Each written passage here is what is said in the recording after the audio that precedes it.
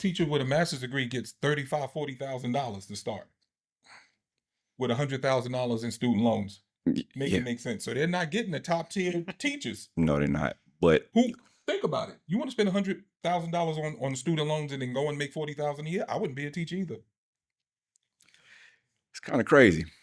I mean, That's a whole other episode talking about colleges and how much of a scam that is. But even with that, that's something else that the Department of Education holds. that's right. That's correct. Pell Right. grants and loans. That's something else that the Department of Education holds. That's right. If anything, I think they should separate it. They should break it up because it's like a monopoly almost. Break it up like it's a monopoly. Don't completely dismantle it. Just break it up. I think that probably will be a good solution for the Department of Education. Why do they have the ability to give money and also the ability to collect money? Just separate it. Separate the two. I think it's even bigger than that. If you think about it, like with the student forgiveness loans that the Biden administration, who defied the Supreme Court, by the way, I'm not going to let go of that one, but they kept trying to allot for kids to not have to pay for their school loans. But my thing is, especially for impoverished communities, how many of those folks were actually impoverished? You see, it's something in our country. I don't know what it is, to do the dumbest things instead of qualifying, like you were just saying, Paul. Instead of qualifying it for the schools that need the most money, right? And there are those sectors that do. We just give it to everybody. Why? Why am I funding a school in Massachusetts that has a 98% tax rate of their citizens, and they're funneling all this money into their school system? Why are they getting money at all from the Department of Education? Why are we focusing on the urban communities and those rural locales to focus those monetary? It's $268 billion. $268 billion. That's a lot of money. It is a lot of money. I'm beside myself with some of this stuff. But go ahead. I really am. Man. But the other side of it, and we can get into other stuff, you got to look at what else is designed for. It was designed to also make sure that everyone was treated equally and fairly. Yes. Black, white, male, female, like the whole 9 yards. So if you look at it, why are they trying to disband it? Are they really trying to disband it so that equality piece leaves? Because that's one of the things that Jimmy Carter wanted to make sure that was done. To make sure when he said, if you read the text, that's one of the things that go along with it, to make sure it's equality for each ethnicity, male, female, origin, the whole 9 yards. And so that's still an important piece. And you're trying to say, hey, let's get rid of it and put everything on the states. Why? So I did research that, and the thought behind that, I'm not saying whether I'm for or against, we can talk about that in a little bit, but the thought behind the states thing was that education should be owned locally, that you shouldn't have a bureaucratic distribution of standards, things like that each state should own their own thing, and that each locality should be responsible for what they do.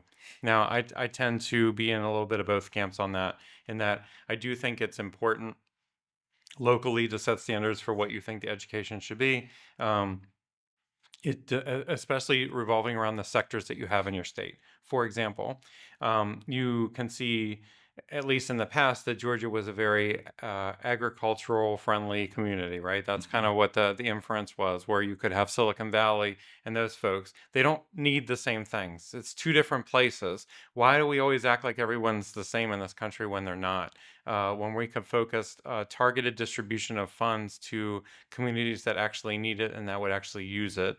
So I have a problem with those types of things where we're looking at, we don't quantify anything. We just like, well, whatever, we're funding everything. And I'm just like, well, have we taken a step back to look at whether that makes sense? Because since we've done all of this, and I talked to you about this earlier, Paul, which was, since we started this educational thing that, as you said, Jimmy Carter started in, it was 79 or 80, but legislation was signed in 79. It was brought into 80. There you go. Thank you. Cheers. Which is that from 1960 to 1990, now that encompasses some of Jimmy Carter and some of FDR's plan, which was that the money from education would help raise up standards across the country. So from that time period, it did. Especially when it came to Black youths.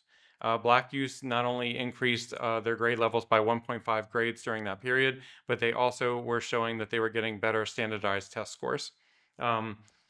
Come to 2000 until today, and we've actually seen the exact opposite, which is that standards have dissipated and that folks are scoring even worse than they used to. So I don't know what the disparity would be in 2000. Why is that the particular year? But at least for the last 25 years, we can say that the educational funding has not produced any viable outcome. What are your thoughts on that? Well, I can speak from my own personal preference Sure. or my own standpoint. I always tell my kids that they don't teach anymore. Because like you gotta look at when we went through school, we had English class, we had English books, we learned pronouns, nouns, verbs, adverbs, adjectives, synonyms, homonyms. Like we learned all this stuff. We actually had math books, and we actually went in and teachers taught us line for line everything. If you look at even if you look at our schools today, are they really teaching, or are they just trying to push people through so they can score high on a test? So if because if the county scores a certain rating or get a certain score overall, what happens? More money gets flooded into the school. Yep. So That's right. I believe today they're worried more about that piece than anything else. Like someone left a comment, money clouds everything. And so a lot of times if a child now has a question about something, they feel like they don't understand, what do? They go to YouTube. And YouTube has somebody that's going to break down a math problem to them or break down what a word means. So, or like for me, like, hey, what does that mean? Or I explain to them in terms my kids are able to understand it. Yep. That's a major thing. And the crazy part about it, leading into that, if you look at the states, that's supposed to be the state's piece. The states control the curriculum. Yes, that's correct.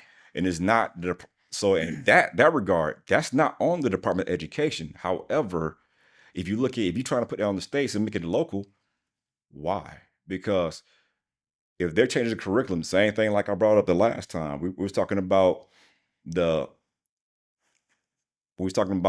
how the guilt that the white race may have about certain things, especially what happened to like the Black race. Look at what they're trying to do. They're trying to erase certain things from our history. Black history is being taken out. Stuff that has to do with indigenous peoples, Indians, is being taken out. They're trying to wipe us out so they could get away with wipe out that guilt. So I think the states may have their own agenda on things instead of worry about the right thing. That's my own personal opinion. It's just an opinion. Not a fact. That's Paul's opinion. Just FYI. But there's also